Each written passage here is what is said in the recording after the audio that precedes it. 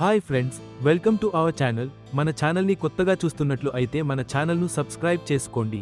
అలాగే బెల్ ఐకాన్ని యాక్టివేట్ చేసుకోండి. ఈరోజు నేను చెప్పబోయే టాపిక్ చాలా ఇంట్రెస్టింగ్గా ఉండబోతుంది. సో ఎక్కడ స్కిప్ చేయకుండా మొత్తం వీడియోని చూసేయండి. ఈ చలికాలంలో చన్నీటితో స్నానం చేయాలంటే చాలామంది భయపడతారు. అందుకే గీజర్, హీటర్లతో నీటిని వేడి చేసుకుంటారు. అయితే పైన మీరు చూస్తున్న పూలతో కూడా నీటిని వేడి చేసుకోవచ్చు. ఏంటి, నమ్మడానికి వింతగా ఉందా?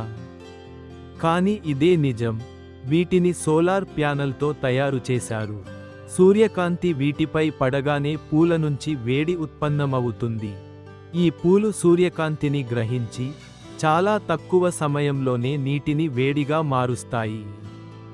వీటిని ఎక్కువగా స్విమ్మింగ్ పూల్స్లో ఉపయోగిస్తారు. ఈ పూల్లో నీరు వేడి కావడమే కాకుండా పూల్కి అందం వస్తుంది. ఈ ఫ్లవర్స్ని కొందరు స్విమ్మింగ్ పూల్స్లో వేసుకుని సరదాగా స్విమ్మింగ్ చేస్తుంటే, మరికొందరు బకెట్లో వేసుకొని నీటిని వేడి చేసుకుంటున్నారు. సూర్యరశ్మి ఉపయోగించుకొని నీటిని వేడి చేసుకునే ఈ పద్ధతి చాలా బాగుంది కదా.